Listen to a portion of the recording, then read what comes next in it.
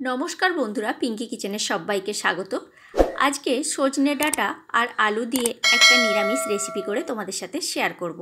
তার জন্য এখানে সজনে ডাঁটা কিছুটা কেটে নিয়েছি। এটা কিন্তু কচি কচি ডাঁটা নিয়েছি, পাকা ডাঁটা নিলে ভালো লাগবে না। আর পাতলা করে আলু কেটে নিয়েছি, 4টে চেরা কাঁচা লঙ্কা আর একটি টমেটো নিয়ে নিয়েছি। এখনও কিন্তু বন্ধুরা বাজারে কচি ডাঁটা পাওয়া যাচ্ছে। তোমরা এই রেসিপিটা করতে চাইলে এখনই কচি ডাঁটা নিয়ে এসে করতে পারো। দেখো, গ্যাসের মধ্যে কড়াই বসিয়ে দিয়েছি, কড়াইতে তেল দিয়ে দিয়েছিলাম, তেলটা গরম হয়ে গেছে। এবারে তেলের মধ্যে কেটে রাখা আলুর টুকরোগুলো দিয়ে দিলাম। তেলের মধ্যে আলুগুলো দেওয়ার পর নাড়াচাড়া করে 3 থেকে 4 মিনিটের জন্য একটু ভেজে নেব। আর ভাজতে ভাজতে একটা ততক্ষণ মশলা আমি এখানে রেডি করে নিচ্ছি। বড় চামচের 1 চামচ সর্ষে দিয়েছি, সাদা সর্ষে, আর 1 চামচ পোস্ত দিয়েছি, আর একটি শুকনো লঙ্কা তার সাথে আমি বেটে নিচ্ছি। আলুগুলো ভাজার সময় সামান্য পরিমাণে একটু হলুদের গুঁড়ো দিয়ে দিলাম। এবারে আলুগুলোকে খুব ভালো করে ভেজে নিতে হবে। দেখো, আলুগুলো নাড়াচাড়া করে আমার ভাজা হয়ে গেছে, আর আলুগুলোর কালারটাও আস্তে আস্তে চেঞ্জ হতে শুরু করে দিয়েছে। এবারে এই পর্যায়ে আমি দিয়ে দেব কেটে রাখা ডাঁটাগুলো। ডাঁটাটা দিয়ে আবারও 1 মিনিটের জন্য নাড়াচাড়া করে ভেজে নেব। ডাঁটা দিয়ে কিন্তু বেশিক্ষণ ভাজা চলবে না, তাহলে ডাঁটাগুলো শক্ত হয়ে যাবে আর খেতেও ভালো লাগবে না। ডাঁটাটা দেওয়ার পর 1 মিনিটের মতো নাড়াচাড়া করে নিয়ে দিয়ে দিচ্ছি এখানে টমেটো কুচিটা। টমেটো কুচিটা দিয়ে আবারও ডাঁটা আলু সবের সাথে একসাথে নাড়াচাড়া করে নিচ্ছি। আর যে শিলের মধ্যে আমি সর্ষে আর পোস্তটা বেটে রেডি করে রেখেছিলাম, সেই সর্ষে পোস্তটা আমি এর মধ্যে দিয়ে দিচ্ছি। গ্যাসের ফ্লেমটা মিডিয়াম টু লোতে রেখেই রান্নাটা আমি করছি।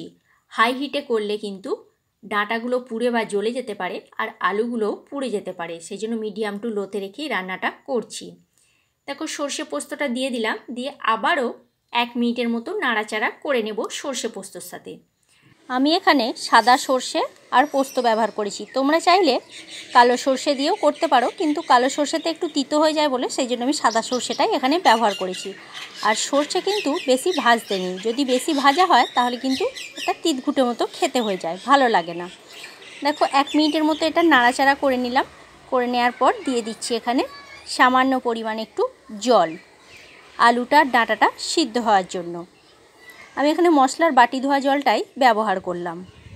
আর একটু বাটিটা ধুয়ে সামান্য পরিমাণে জল দিয়ে দিচ্ছি, দিয়ে খুব ভালো করে খুন্তিতে করে নাড়াচাড়া করে নেব। দেখো, জলটা দিয়ে দিলাম, দিয়ে খুন্তিতে করে নাড়াচাড়া করে একটু মিশিয়েও নিলাম। এবার একটা ঢাকনা দিয়ে ঢেকে দেব মিনিট 3-4 জন্য। ওপর থেকে দিয়ে দিচ্ছি 3-4টে চেরা কাঁচা লঙ্কা। কাঁচা লঙ্কাটা দিলে এর স্বাদ এবং গন্ধ দুটোই ভালো লাগবে, সেই জন্য 4টে চেরা কাঁচা লঙ্কা আমি এখানে দিয়ে দিলাম। আর দিয়ে দিচ্ছি স্বাদ মতো নুন। নুনটা আগে থেকে দিইনি, সেই জন্য নুনটা আমি শেষে দিলাম। এবার নুনটা দেওয়ার পর খুন্তিতে করে আরও একবার আমি মিশিয়ে নিচ্ছি।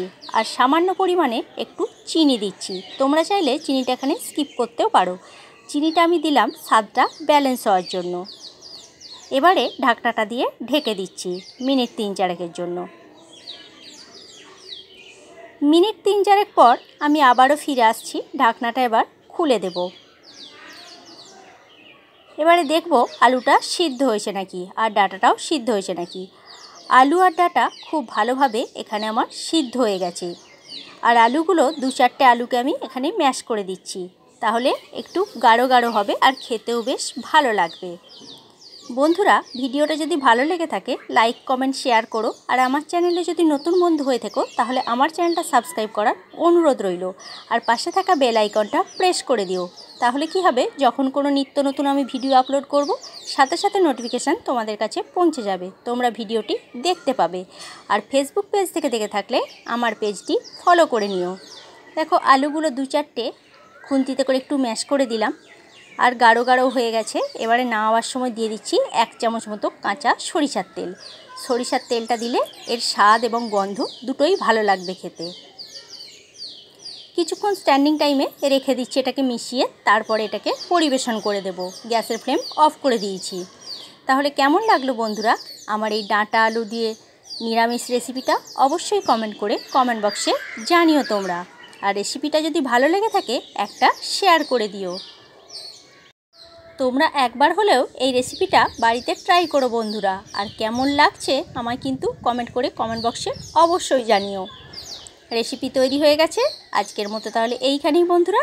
নেক্সট ভিডিওতে দেখা হচ্ছে তোমাদের সাথে আগামীকাল। ভিডিওটা শেষ পর্যন্ত দেখার জন্য ধন্যবাদ।